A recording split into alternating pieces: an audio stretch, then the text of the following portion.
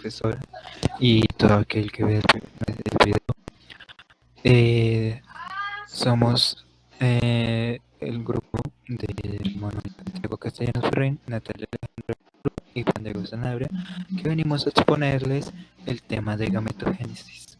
Espero que todo quede claro, sea conciso y entendible.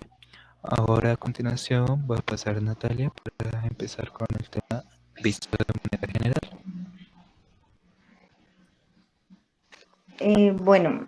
Como mi compañero ya mencionó, vamos a hablar de la gametogénesis. Entonces, antes de poder entender el proceso de formación de los gametos, necesitamos entender algunos conceptos básicos sobre la reproducción celular. Como lo es la diferenciación entre las células diploides y las células haploides. Entonces, bueno, comencemos. Como ya sabemos, el material genético presente en cada célula humana se encuentra en los cromosomas, que están ubicados en el núcleo celular. En las células diploides, los cromosomas están organizados en pares, siendo estos llamados los cromosomas homólogos. Y así, de cada información genética presente en esas células existen dos genes, uno en cada cromosoma. Por otro lado, las células las células haploides, no poseen pares de cromosomas en sus células, sino que poseen cromosomas únicos, es decir, que cada información genética de las células está presente solo en un cromosoma.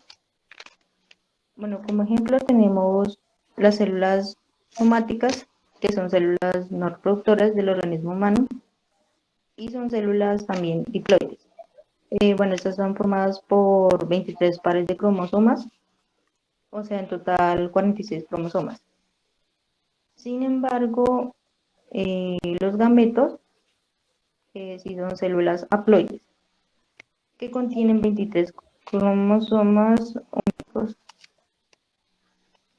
Como ya hablamos un poco de las células diploides y haploides, ahora vamos a hablar un poco de la gametogénesis. Siguiente. Bueno, el proceso de la gametogénesis es a través del cual son formados los gametos. Hay dos tipos de gametos, masculinos y femeninos. Los gametos masculinos son llamados espermatozoides y su reproducción ocurre en los testículos mediante el proceso conocido como espermatogénesis. Por otro lado, los gametos femeninos son denominados óvulos y estos son producidos por un proceso llamado ovogénesis, que ocurre en su mayor parte en los ovarios. En ambos procesos, en la espermatogénesis y la ovogénesis, ocurren las fases de proliferación, fase de crecimiento y la fase de diferenciación y crecimiento. Bueno, también en la gametogénesis ocurre en el hombre en la etapa de la pubertad y en la mujer tiene lugar en el tercer desarrollo fetal. Todo este proceso ocurre mediante la división por meiosis de las células germinales, por lo que su material genético se reduce a la mitad. Y dado por consecuencia o por como consiguiente, la unión de los gametos masculinos, que son los espermatozoides, y femeninos, los óvulos, los cuales formarán un cigoto con la combinación del material genético de ambos. Como está relacionado el proceso de la meiosis, entonces vamos a hablar un poco de ello. Siguiente.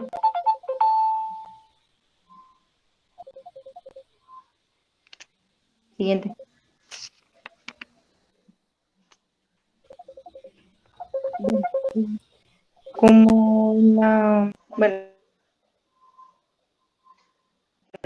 En la gametogénesis está relacionada los procesos de meiosis, para ser exactos, meiosis 1 y 2, o también llamados primera y segunda división meiótica. Ambos comprenden las fases de la profase, la metafase, la anafase y la telofase. Aquí tenemos como referentes dos imágenes, la meiosis uno y la meiosis 2. Entonces, lo que ocurre en la meiosis uno es que los miembros de cada par se unen primero y luego se separan con el uso mitótico y se distribuyen en diferentes polos de la célula.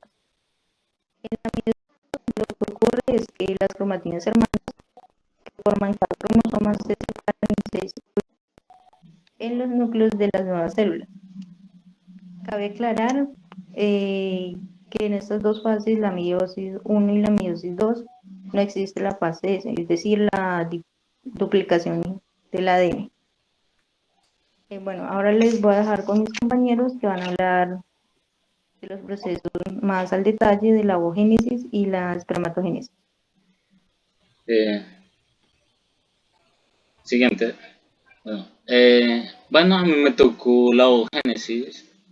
Como pueden ver, esta sea cuando una célula germinativa, primordiales, que normalmente son células madres, llegan al óvulo y estas se cambian a oogonias.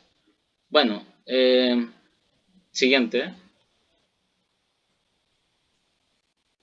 Bueno, la oogénesis se da al final de la tercer mes de gestación, después de haber experimentado un número de divisiones mitóticas que se organizan en grupos rodeados de células foliculares. Estas células se originan en el epitelio que recubre el ovario. Siguiente. Entonces voy a hablarles sobre la fase prenatal de la ovogénesis. Bueno, primero que todo, que en esta fase son todos aquellos procesos que sufren las células que dan lugar a las células sexuales femeninas, como lo son los óvulos, antes de nacimiento del individuo. En este caso, antes del nacimiento de la hembra. Bueno, en la fase prenatal, o sea, en el ovogénesis, está antes del nacimiento. Y para poder comprender este proceso, hay que empezar por conocer los cambios que ocurren en el desarrollo embrionario. Desde la quinta etapa del desarrollo, desde el saco uterino, migran hasta los ovarios, las cuales las células germinales primordiales, estas una vez en los ovarios, las células germinales primordiales, que son células madres, como le había mencionado anteriormente, estas se diferencian con las células conocidas como ovogonias. Estas que son células diploides con 43 cromosomas que se duplican por mitosis las mayorías de las ovogonias la mayoría de las ovogonias que se degeneran y sufren un proceso conocido como atresia. Con eso quedan menos ovogonias y aquellas ovogonias que siguen en los ovarios entran en un proceso de división meiótica y detienen su división en la primera etapa de la profase, de la primer meiosis. Esto se reanuda hasta en un proceso antes de la ovulación, cuando las ovogonias entran en meiosis y se detienen en este. Ya deja de hablar de ovogonias y estas células que se encuentran detenidas en su primer meiosis pasan a llamarse ovocitos primarios. En los humanos, esta se forma entre el tercer y cuarto mes de gestación y se detiene hasta llegar a la pubertad en esa fecha. La oogénesis se reanudará nuevamente para producir los óvulos maduros. Bueno, la siguiente, bueno, en la fase postnatal, bueno, estos son todos aquellos procesos que sufren las células que harán lugar a células sexuales femeninas, como los óvulos, después del nacimiento del individuo. En este caso, después de la ruptura de la ditena, que se produce durante la pubertad de las hembras. Bueno, cuando las hembras llegan a la madurez sexual, empiezan a madurar los folículos y los ovocitos primarios. Aumentan de tamaño un poco antes de que la mujer ovule y concluye la meiosis 1 y se genera un ovocito secundario haploide y el primer cuerpo polar. En el cuerpo polar, que solo se lleva una pequeña parte del citoplasma, se elimina, o sea, se atrofia, mientras que en el ovocito secundario, que lleva el ADN y la mayoría del citoplasma, sufre una segunda meiosis y queda detenido en metafase 2. Este ovocito secundario es expulsado del ovario en, en los procesos de ovulación y una vez expulsado puede ocurrir dos cosas, o se fecunda o se elimina en el caso de las mujeres en la menstruación. Bueno, teniendo en cuenta que solo entre 400 y 500 ovocitos primarios se transformarán en ovocitos secundarios a lo largo de toda la vida reproductiva, ya que por cada ovulación que hay en cada ciclo se pierden cerca de 1000 ovocitos por atrofia. En este proceso es muy importante, ya que elimina ovocitos defectuosos que no darían lugar a un embrión sano, y además no todos los ovocitos secundarios liderados por una mujer son fecundados y solo algunos de los ovocitos fecundados, que también llamamos cigotos, llegan a desarrollar un embrión sano. Bueno, los dejo con mi compañero que les va a hablar sobre la espermatogénesis.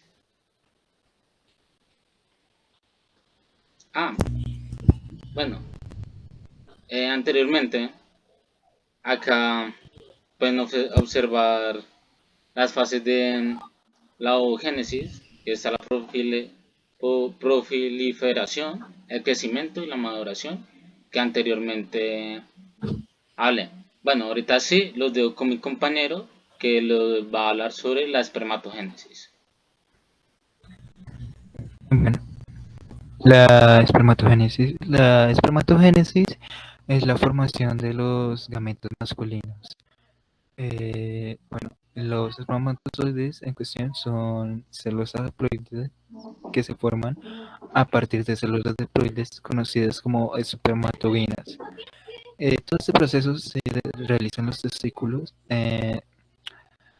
pero su maduración final se lleva a cabo en el epidídimo, en un proceso que se llama capacitación, donde se les da su forma y diferenciación característica. De la espermatogonia, la célula que pues es una célula germinal, célula diploide, se generan 4 células haploides que son en cuestión los espermatozoides. Todo este proceso de espermatogénesis toma un proceso de un tiempo aproximado de entre 65 y 75 días. Este proceso tan particular de división en las células germinales lleva el nombre característico de meiosis. Además de que a partir del momento de la maduración sexual del macho no se detiene hasta el momento de su muerte.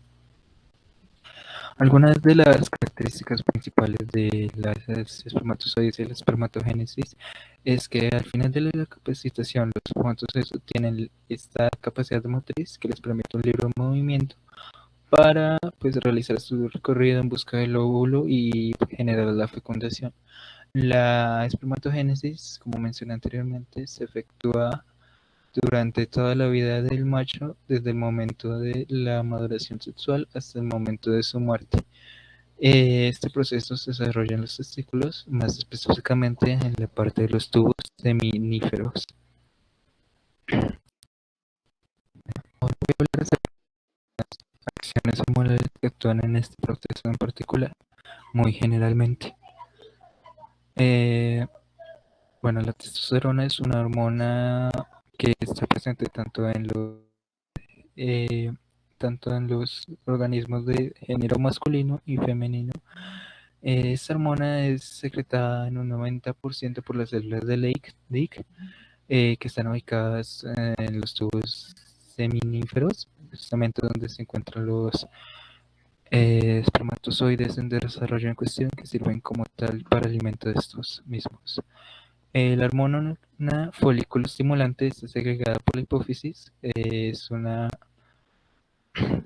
Esto es una glándula que se encuentra ubicada en el cerebro. Está actúa sobre las células de Sertoli, que al mismo tiempo actúan sobre los espermios en desarrollo.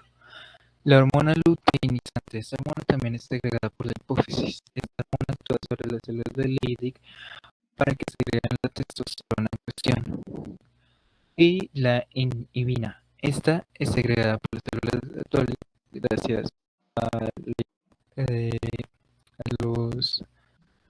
a la interferencia de la hipófisis. Esta actúa sobre la hipófisis inhibiendo la secreción del hormona folículo estimulante y con ello deteniendo la espermatogénesis, que se da en casos muy particulares. Acá tenemos un gráfico del hipotálamo, la hipófisis y las hormonas como actúan en cuestión en el macho y la hembra, dando resultado su respectiva gametogénesis. En la última diapositiva podemos observar pues algo mencionado anteriormente por mi compañera, cómo se realiza la meiosis. En la espermatogénesis, esta empieza como una célula diploide llamada espermatogonia, que pasa a ser un espermatocito primario y luego un espermatocito secundario respectivamente, hasta llegar a la espermatida en su división, que esta pasa a ser ya el característico esperma. Bueno, eso sería todo en la presentación. Espero que les haya gustado, haya sido agradable y se hayan